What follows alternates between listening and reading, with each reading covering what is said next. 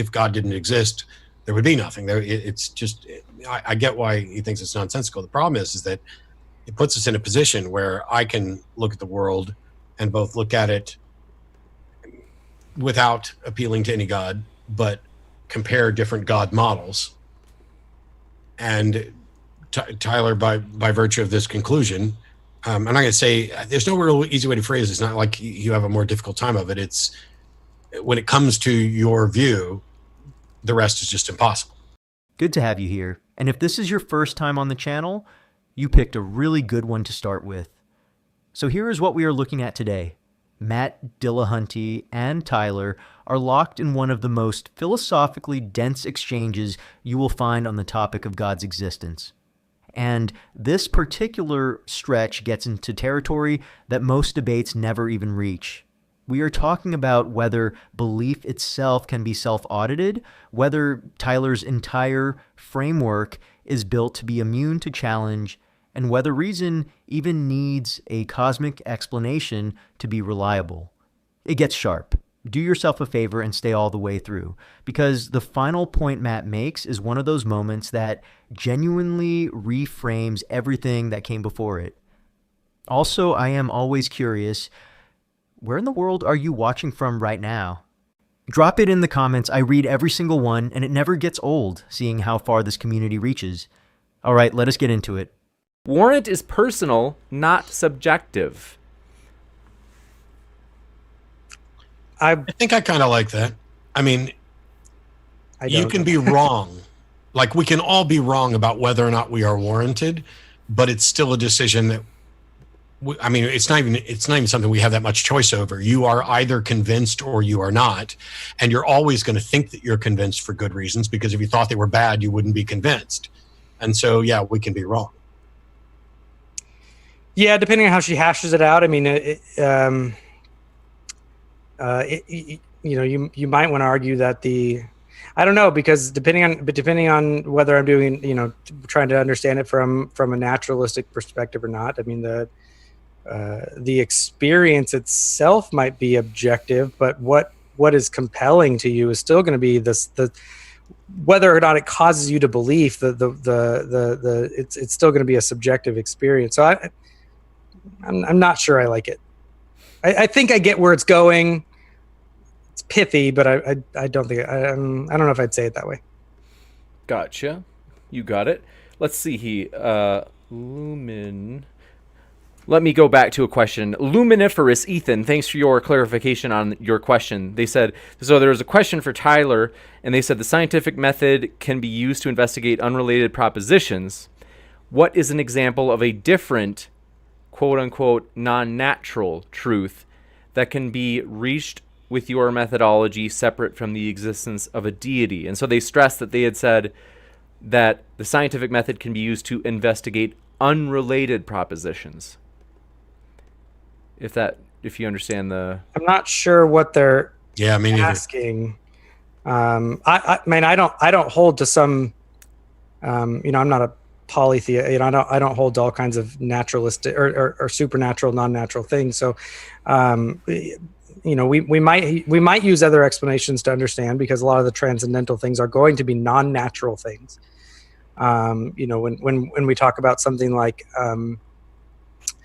the identity over time, that might have natural iterations and outworking, but the principle itself is a non-natural fact. So, and I'm not sure we use the scientific method to directly evidence that proposition in any meaningful way. So, I would just again fall back to where we have all kinds of different deductive, inductive, abductive, mathematical ways to prove all kinds of non-natural facts. And as Matt has pointed out, I think incorrectly, because I think these things exist in the mind of God. I think that actually is the coherent framework with what they mean. But let's say, for the sake of argument, I even give Matt the benefit of the doubt. If no natural universe exists, he's still going to say, well, these truths are still true truths. And so that would, nothing natural exists. So that seems to entail that they just would de facto be. Well, I wouldn't argue that they were. It's just that in that thought experiment, looking at that, they would still be true. This moment right here tells you everything about how these conversations actually work, because the exchange happening is not really about logic anymore. It is about something much deeper. It is about how human beings justify what they already believe. Matt makes a point that I think is genuinely underappreciated.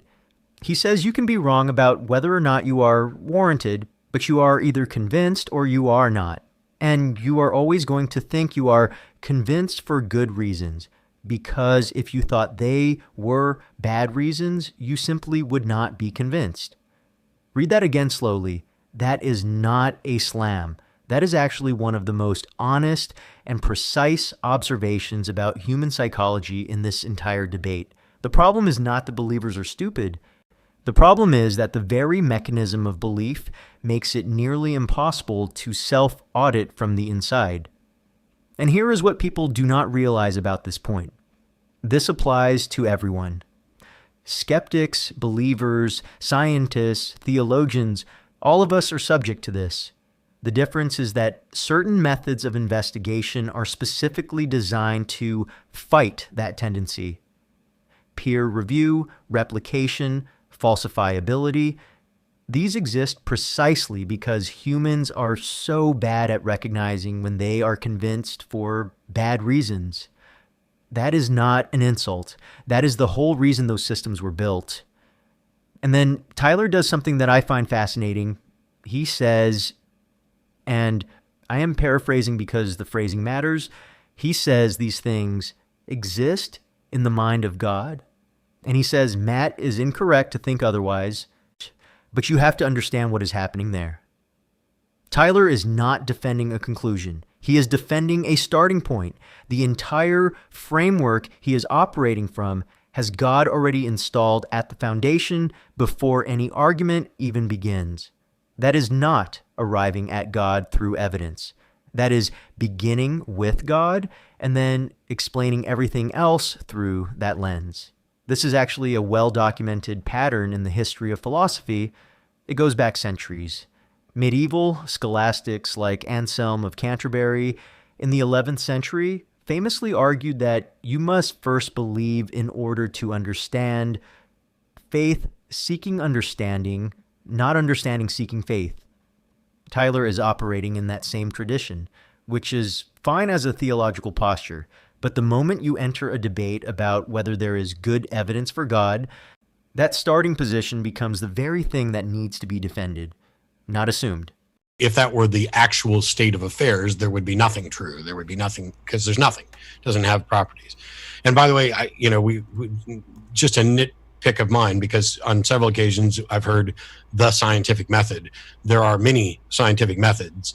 And even when you're talking about like grammatical and mathematical proofs of things, I think those count as scientific methods. The process of using reason to evaluate evidence and reach a conclusion all fits under the scientific methods. Where we have this issue is on warrant, because like when you say, there's a bunch of Christians who are convinced that they have warrant and have been provided enough evidence, I could just as easily say there are a bunch of people who believe they have sufficient evidentiary warrant to believe that they've encountered ghosts, but that doesn't mean that they have, and it doesn't mean that anybody that they're correct, and it doesn't mean that anybody else has a warrant to believe they've encountered ghosts. Gotcha. Thanks so much. And let's see, we have another one. This is from Dragnock Silvis. Thanks for your question.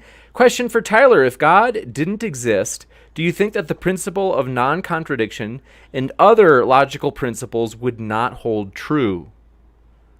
So that's an interesting question, because it's like asking me, if it's attempted to be an internal critique of my view, that's like asking me if swivel swarps were swivel swoops. It's a meaningless question, right? Because I think that God is the necessary precondition for rationality. So it's saying, if the precondition didn't exist, do you think that therefore the conditions would have these other attributes? And I'm going to say, well, if the precondition for those didn't exist, then they wouldn't exist. So that the question just becomes meaningless at that point. Yeah, it presupposes the possibility that anything could exist absent God, when Tyler's in this position that God is the necessary grounding for everything. And so if God didn't exist, there would be nothing. It's just, I get why he thinks it's nonsensical. The problem is that it puts us in a position where I can look at the world and both look at it without appealing to any God, but compare different God models. And Tyler, by virtue of this conclusion, I'm not going to say, there's no real easy way to phrase it. It's not like you have a more difficult time of it. It's, when it comes to your view, the rest is just impossible. It's not possible that there's not a God. It's not possible that it's not the God that you believe in. It's not possible that that the universe occurred through, natural processes. None of that's possible. Here is where things get genuinely interesting, because Matt does something that most people miss entirely in this kind of debate. He makes a point about scientific methods, plural. He says there are many scientific methods, and that even grammatical and mathematical proofs count under that umbrella. The process of using reason to evaluate evidence and reach a conclusion, all of it fits. And I think this matters a lot, because one of the most common moves in theological debates is to draw a hard line between science and philosophy and say, well, your scientific standard cannot touch my philosophical argument. Matt is closing that gap. He is saying the same standards of reasoning that we apply everywhere else apply here too. You do not get a special exemption just because your argument lives in the philosophical realm. And then this is the moment. Matt points out something that should stop everyone cold. He says that within Tyler's framework, when it comes to Tyler's view, the rest is just impossible. It is not possible that there is no God. Not possible that it is not the specific God Tyler believes in. Not possible that the universe arose through natural processes. None of that is possible. You have to understand what that means. Tyler has constructed a worldview that is logically sealed from the inside, not because the evidence demands it, but because the framework itself makes every alternative literally inconceivable. This is not a conclusion Tyler reached. This is a position that was built to be unreachable from the outside, and when Matt names that out loud, Tyler does not refute it, because there is nothing to refute. Matt described the system accurately. This reminds me of something the philosopher Karl Popper wrote about in the mid-20th century when he developed the concept of falsifiability as a cornerstone of scientific thinking. Popper argued that a theory which cannot be falsified by any conceivable observation is not actually a scientific theory. It is something closer to a metaphysical commitment.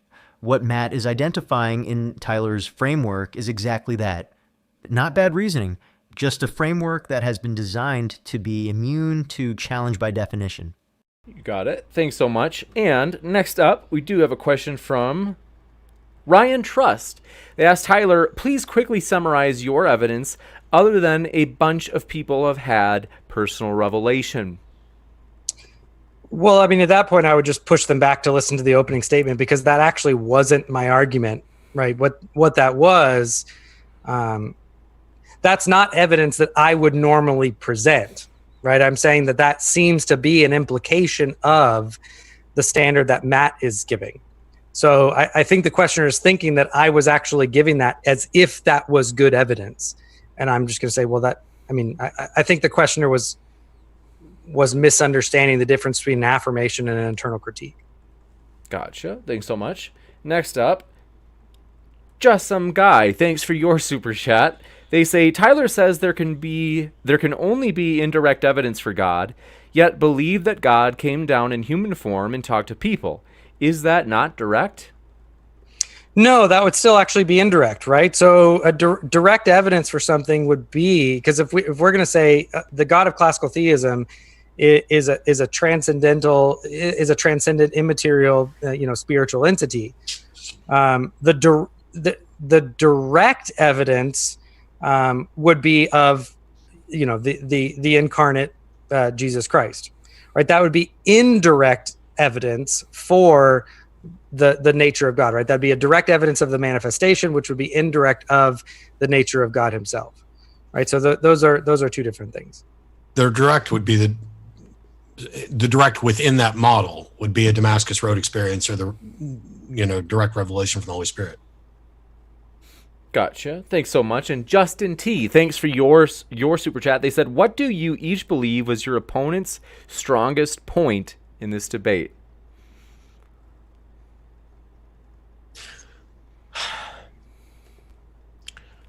Well, it's for me, the argument that was presented, skipping the abductive stuff, which I think is automatically weaker and even definitionally weaker.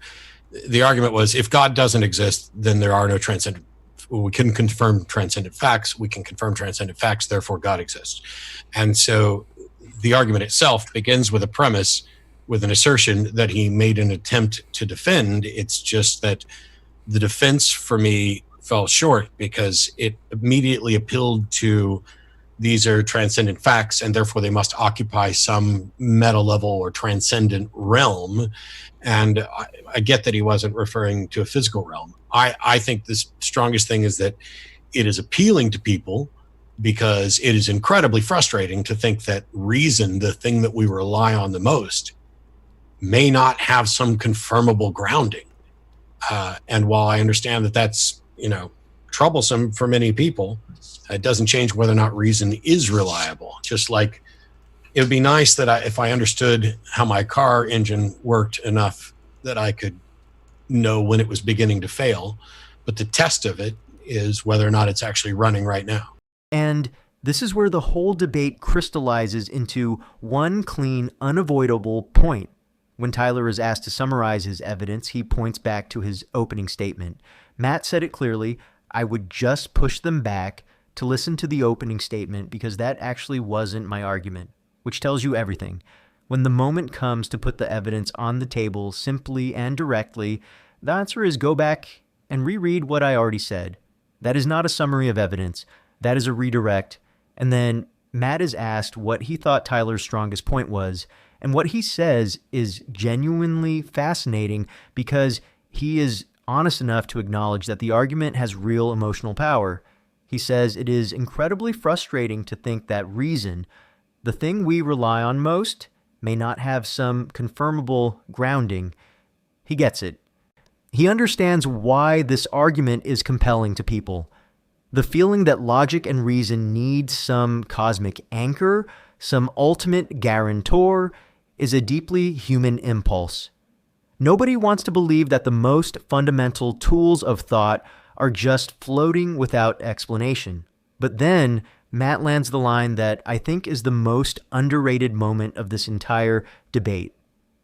He says, the test of reason is not whether you can explain where it came from.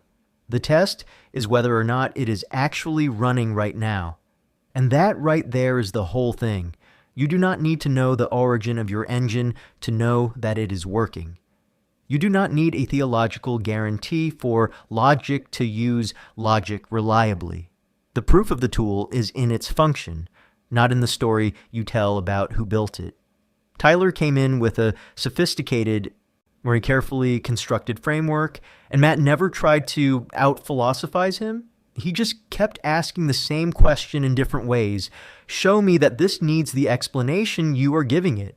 And that question never got a satisfying answer. Not because Tyler is not intelligent, but because the framework was built to make the question itself seem unnecessary. That is the real takeaway from this entire segment. So, what do you guys think of this? Leave your thoughts down in the comments. Please like and subscribe, and I will see you in the next video.